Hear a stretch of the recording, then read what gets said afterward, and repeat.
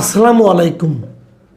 প্রিয় দর্শক, গত কদিন ধরে এই মানহানি বিষয়ক দুই তিনটে নিউজ আমার খুব চোখে পড়ছে।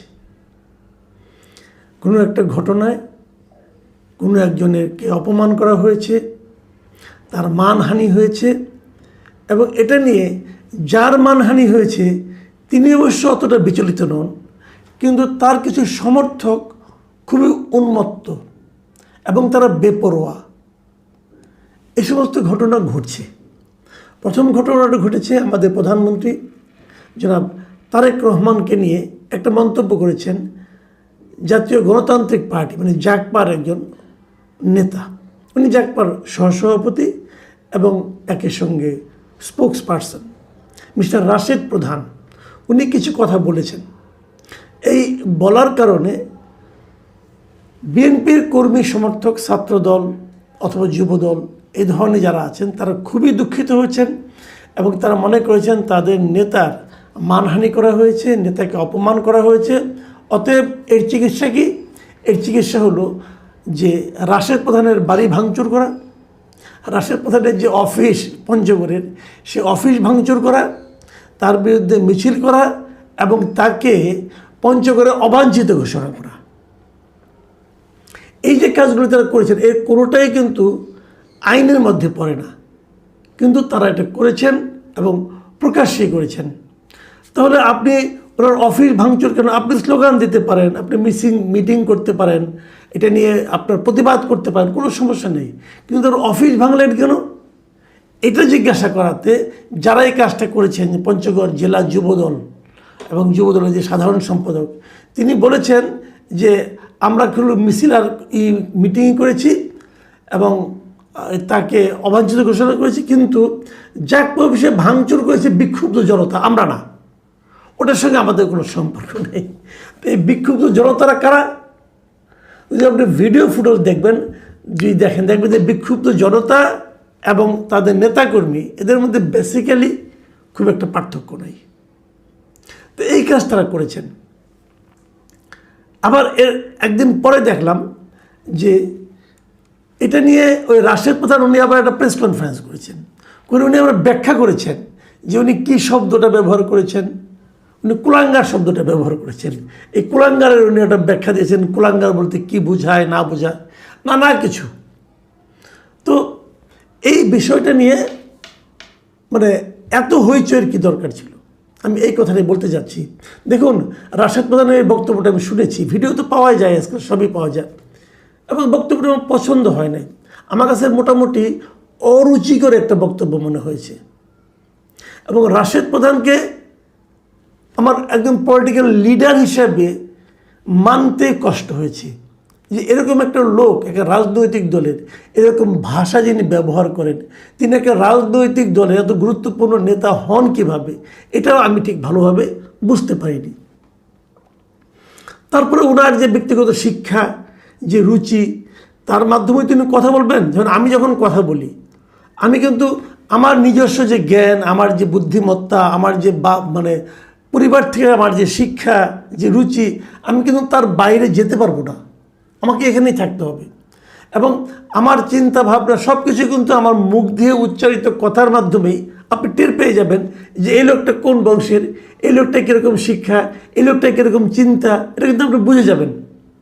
কাজে রাশেদ প্রধানও তাই করেছেন। এখন সব মানুষ তো আপনার মতো হবে না, সব মানুষ তো আপনার মতো কথা বলবেও না। তো উনি বলেছেন আমার পার্সোনালি ভালো লাগেনি। আমি ওনার নিন্দা করতে আমি মনে করি উনি এই জন্য আমার কাছ থেকে অন্তরকে নিন্দা পেতে পারেন এই সমস্ত শব্দ ব্যবহারের জন্য। কিন্তু প্রশ্ন হলো তার প্রতিক্রিয়ায় এই মানে দলের যারা নাকি নেতা কর্মী যারা তারা যে আচরণটা করলেন সেটা কি, সেটাকে আপনি কি বলবেন? সেটা নিয়ে আমার যে প্রশ্ন সেটা হলো, দেখুন একটা কথা বলি, রাশেদ প্রধান কত বড় নেতা, এর নাম তো আমি আগে ভালোভাবে জানতামও না। আপনি জানতেন? আমার তো সন্দেহ আছে যে এই লোকটা কে। জাগপা নামে যেটা পার্টি ছিল, এটা শফিউল আলম প্রধান যখন ছিলেন তখন মাঝে মাঝে নানা রকম অঘটন দিয়ে উনি আলোচনায় আসতেন। শফিউল আলম প্রধানের কিন্তু বাংলাদেশের রাজনীতির ইতিহাসে ভালো ঘটনা দিয়ে খুব একটা প্রচার নেই, কিন্তু ওটা নিয়ে বিএনপির যারা অঙ্গ সংগঠন যে এই যুবদল ছাত্রদল তারা যে কাজটা করলেন সেটাকে আপনি কী বলবেন? ছোট্ট একটা জায়গায় ছোট্ট একটা নেতা অশ্লীল একটা কথা বলেছে, তাতে আপনি ক্ষুব্ধ হয়েছেন। ক্ষুব্ধ হয়ে আপনি এমন এমন কাজ করেছেন, আপনার কাছে মনে হয়েছে আপনার নেতার জন্য এই শব্দটা প্রয়োগ করা আর রাশেদ প্রধানের ঠিক হয়নি। তো ক্ষুব্ধ হয়ে আপনি এমন এমন কাজ করেছেন যে ঘটনাটা এখন পুরো দেশের লোক জেনে গেল। আপনার নেতার মান সম্মান কি আগের তুলনায় বাড়লো না কমলো? আপনি তারেক রহমানকে জিজ্ঞাসা করেন, উনি বলবেন আমার তো কিছু হয় নাই। ওনার কিছু হয় নাই। কিন্তু শোনেন, ধরেন একটা বিশাল গাছ, সেই গাছকে যে আপনি একটা লাথি মারলেন, গাছ ভেঙে পড়বে? যদি সেটা মনে করেন একটা বট গাছ হয়, ভেঙে পড়বে? আপনি যদি বারবার লাথি দেন আপনি ব্যথা পাবেন। যারা দেখবে আশেপাশে তারা ভাববে এই লোকটা কি পাগল নাকি? গাছের কিছু হবে? হবে না। কিন্তু তো তারেক রহমানের তুলনায় রাশেদ প্রধানের অবস্থান ওরকম।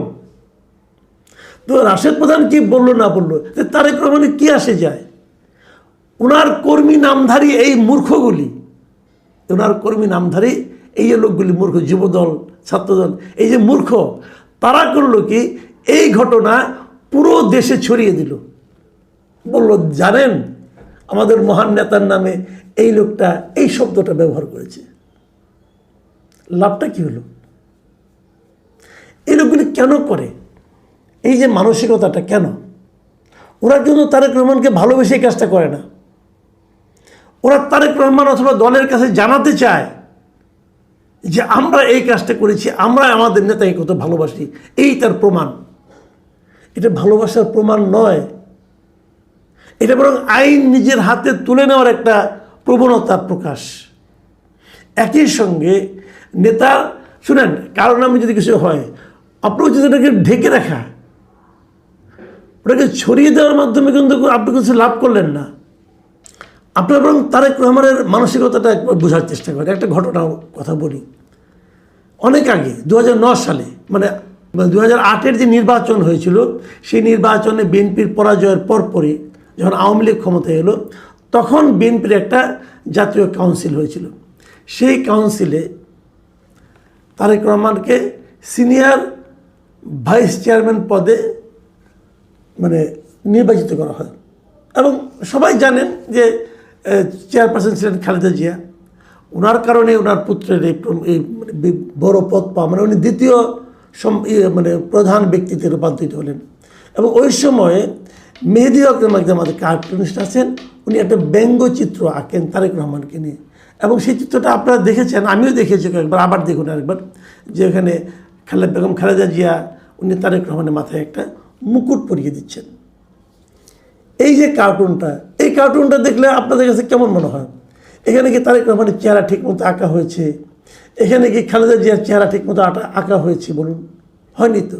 এখন আপনি যদি বলেন যে খালেদা জিয়ার চেহারা এরকম বিকৃত করে আঁকা হলো কোনো, অতএব মেয়েদের হকরা মারো, বলতে পারেন, এই সমস্ত লোকরা বলতেও পারে। কিন্তু তারেক রহমান কী করলেন?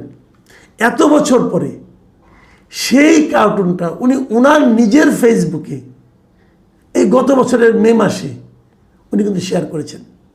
এবং শেয়ার করে উনি বলেছেন যে এই যে বিষয়গুলো, এই যে সাংবাদিকদের যে মত প্রকাশের স্বাধীনতা, এটা থাকা উচিত। এই ছবিটা নিজে শেয়ার করে এটাকে উনি সাংবাদিকদের মত প্রকাশের একটা নমুনা হিসেবে উপস্থাপিত করেছেন। নিজেকে নিয়ে কার্টুন যদি উপস্থাপন করতে পারেন, সেই নেতার অনুসারী হওয়ার চেষ্টা করেন। সেই নেতার অনুসারীরা কিন্তু মানুষের বাড়িঘর যেয়ে ভাঙবে না। ওই ট্র্যাডিশনাল পলিটিক্স ছেড়ে দেন ভাই। দেখুন, আমরা আরেকটা জিনিস দেখলাম, এর মাঝে আমাদের যিনি চিফ হুইপ আছেন, সেই চিফ হুইপের বিষয়ক একটা ব্যঙ্গাত্মক, তাকে নিয়ে তার একটা মন্তব্যকে কেন্দ্র করে, এই তিমি এবং হাঙ্গর খাওয়া দাওয়াত বিষয়ে একটা মন্তব্য উনি করেছিলেন। সেই মন্তব্যকে তৈরি করে একটা ব্যঙ্গাত্মক কার্টুন শেয়ার করেছিলেন হাসান নাসিম নামের একজন যুবক। এবং এতে ওই চিফ হুইপের একনিষ্ঠ কর্মী পরিচয় দিয়ে মিস্টার নজরুল ইসলাম নামে এক ব্যক্তি, তিনি যে সাইবার সুরক্ষা অধ্যাদেশ, এই অধ্যাদেশের অধীনে ওই হাসান নাসিমের বিরুদ্ধে মামলা করে দেয়। এবং মামলার পর কী হয়েছে, তাকে পুলিশে বীর পুলিশটা বুঝেন না, ক্ষমতাধরের একনিষ্ঠ কর্মী হামলা করছে, তাকে যে ধরে নিয়ে আসছে এবং ধরার পর তাকে আদালতে উপস্থাপন করে তাকে কারাগারেও পাঠিয়ে দেওয়া হয়েছে হাসান নাসিমকে। অপরাধটা কি, সেটা কার্টুন শেয়ার করেছে কেবল সামাজিক মাধ্যমে। তো আমার প্রথম প্রশ্নটা হলো, এই যে নজরুল ইসলাম ভদ্রলোক উনি একনিষ্ঠ কর্মী চিফ হুইপের, চিফ হুইপের আবার একনিষ্ঠ কর্মী হয় কেমন কিনা? কর্মী হবে দলের, চিফ হুইপ কি দলের মধ্যে আরেকটা দল করেছেন যে ওনার আবার একনিষ্ঠ কিছু কর্মী আছে?